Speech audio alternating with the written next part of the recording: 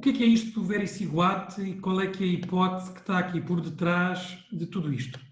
Portanto, há uns anos atrás, identificou-se o óxido nítrico como um player fundamental na modulação da remodelagem, da proliferação e da vasodilatação a nível microcirculatório e a nível pulmonar. E, portanto, é muito bem conhecido por nós um fármaco que, inibindo a fosfodiesterase 5, inibe a degradação do GMP cíclico e que, desta forma, consegue modular o tónus vascular, que é o sildenafil. O sildenafil, além de ser utilizado na disfunção erétil, a nível da cardiologia, também é utilizado na hipertensão arterial pulmonar para dilatar as artérias pulmonares. Além disso, este efeito promotor da manutenção do GMP cíclico tinha sido várias vezes testado em doentes com insuficiência cardíaca com fração de ejeção reduzida ou com fração de ejeção preservada, no intuito de se tentar algum efeito hemodinâmico e até prognóstico com este fármaco. A verdade é que ele é utilizado muitas vezes de forma off-label em doentes específicos com insuficiência cardíaca avançada e é utilizado e foi testado também muitas vezes em doentes com insuficiência cardíaca com fração de ejeção preservada e reduzida. Mas nunca se conseguiu demonstrar um efeito claro do ponto de vista sintomático ou prognóstico.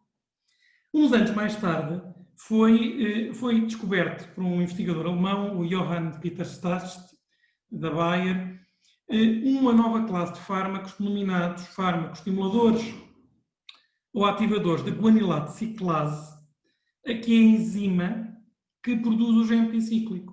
E qual é que é a grande diferença destes fármacos face ao sildenafil? É que estes fármacos conseguem modular os níveis de GMP cíclico independentemente da presença ou não de óxido nítrico, porque eles ativam, aliás, estimulam diretamente a guanilato ciclase, havendo ou não havendo óxido nítrico, que é a enzima onde o óxido nítrico vai atuar. Portanto, estes fármacos ultrapassam a disponibilidade de óxido nítrico a nível do músculo liso e, portanto, conseguem ultrapassar esta limitação. Ora, o que se pensou foi naturalmente na hipertensão arterial pulmonar, vamos lá testá-los, já que o sildenafil funciona, se eles funcionam. E o Riociguat, que foi o primeiro, demonstrou ter efeito na hipertensão arterial pulmonar. Ora, da mesma forma, vamos então pensar se nós aqui conseguimos ter uma ação a nível na insuficiência cardíaca com fração de ejeção reduzida. E é isso que se testou no Victoria com o Vericiguat, que é um outro, neste caso um estimulador da guanilato ciclase solúvel, de formulação oral. O que se foi tentar ver é se ele conseguia melhorar os resultados dos doentes com insuficiência cardíaca. A verdade é que nós, na hipertensão arterial pulmonar, nós já temos dados que o Riociguat é provavelmente mais eficaz que o sildenafil.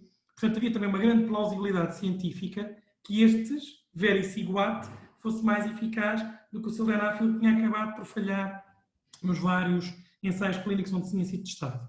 E é aí que entra o Victoria. O que é o Victoria? O Victoria é um ensaio clínico aleatorizado, controlado por placebo, que foi testar justamente o Vericiguat numa corte grande de doentes, à volta de 5.000 doentes, 2.500 em cada braço, e foi testar o Vericiguat com o endpoint primário clássico da cardiologia, que é, neste caso, a insuficiência cardíaca, que é a morte cardiovascular, e os internamentos com insuficiência cardíaca descompensada. O Vericiguat aqui foi utilizado como um fármaco para doentes graves. Portanto, nós temos uma corte de doentes com insuficiência cardíaca e fração de ejeção reduzida, com vários marcadores de gravidade. A larguíssima maioria deles com uma descompensação prévia, recente, quer nos últimos 3 meses, quer nos últimos 3 a 6 meses, quer uma utilização de diuréticos que não tivesse motivado internamento. Portanto, doentes que não tinham uma descompensação. E nós sabemos que os doentes que têm uma descompensação cardíaca aumentam em 2,5 vezes o risco de ter de mortalidade. Portanto, é um ótimo marcador de risco para enriquecer uma corte de doentes com insuficiência cardíaca. Com uma fração de ejeção média à volta de 28% e a 40% destes doentes em NIA 3, portanto, doentes com sintomas graves, moderados a graves, de insuficiência cardíaca. Também de salientar que à volta de que estes doentes são doentes já com insuficiência cardíaca estabelecida, há 5 anos habitualmente, já com diagnóstico prévio de insuficiência cardíaca. Atualmente a maioria dos doentes medicados já com terapêutica médica otimizada, 60% dos doentes sobre um modulador dos receptores de aldosterona e uma coisa importante que é 15% já com sacubitril valsartan. E, portanto, o que é que se encontrou nesta coorte de doentes já grave e com boa medicação de insuficiência cardíaca? O que se demonstrou é que houve uma redução estatisticamente significativa dos internamentos por insuficiência cardíaca descompensada ou mortalidade cardiovascular e que esta redução foi essencialmente motivada pela redução dos internamentos por insuficiência cardíaca descompensada. Esta redução, do ponto de vista relativo, foi de cerca de 10%, mas, na verdade, é uma redução razoável do ponto de vista absoluto. Porquê? Porque, como são doentes tão graves, é um evento que ocorre muito frequentemente. E, portanto, apesar da redução relativa ter sido só de 10%, a verdade é que, do ponto de vista absoluto, houve uma redução importante dos internamentos por insuficiência cardíaca e é esta redução absoluta relevante que faz com que o NNT para o vericiguat não seja assim tão elevado. Do ponto de vista de efeitos secundários, o vericiguat teve os efeitos, no fundo, expectáveis e que nós já conhecíamos da hipertensão pulmonar, no fundo, os efeitos de hipotensão, porque este fármaco é um fármaco vasodilatatório e, portanto, numericamente há um aumento dos episódios de hipotensão. Estes fármacos, no fundo, tem que se saber manusear estes fármacos, porque eles são vasodilatatórios.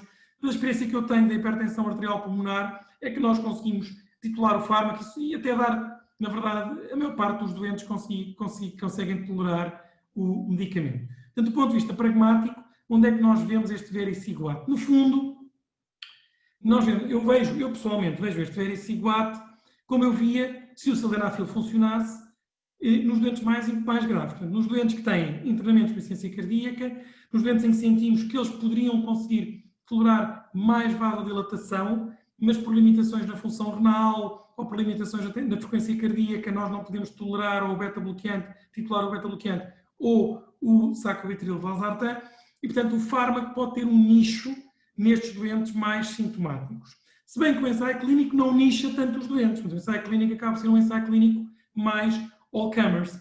Mas quando nós olhamos para a análise de subgrupos, para a análise de interação, nós vemos que existe uma interação, parece haver uma interação nos doentes com NT para o BNP mais elevado. Portanto, no fundo, aqueles doentes estão mesmo a pedir mais vasodilatação, mais diurese. E isto pode ajudar-nos, quando nós temos já um cocktail com tantos fármacos nos doentes com insuficiência cardíaca, a identificar um grupo de doentes, pelo menos para o início, para começar a usar. Se bem que eu confesso, e aqui estou a falar de experiência off-label, que em alguns doentes a utilização de fármacos que modulam a via do óxido nítrico, pelo menos do ponto de vista sintomático, é muito bem recebida. E, portanto, no fundo, o Victoria, com o vericiguat, que provavelmente consegue ter uma ação pró-GMP cíclico mais pujante que o sildenafil, no maior gradiente de doentes, eu acho que provavelmente existe um grupo de doentes que poderá ser um candidato muito interessante. Pensando naqueles em quem nós gostávamos que pudessem melhorar com sildenafil, claramente aqui o vericiguat pode ocupar um lugar interessante. Claro que isto aumenta a complexidade, aumenta os custos. Vamos ver agora também os próximos dados para perceber também como delinear melhor estas várias estratégias que temos para os doentes com insuficiência cardíaca. Mas, na verdade, a utilização off-label de sildenafil, que se encontra na literatura e que nós vemos, indicava-nos um caminho dos doentes que podem beneficiar destas estratégias que modulam a via do óxido nítrico.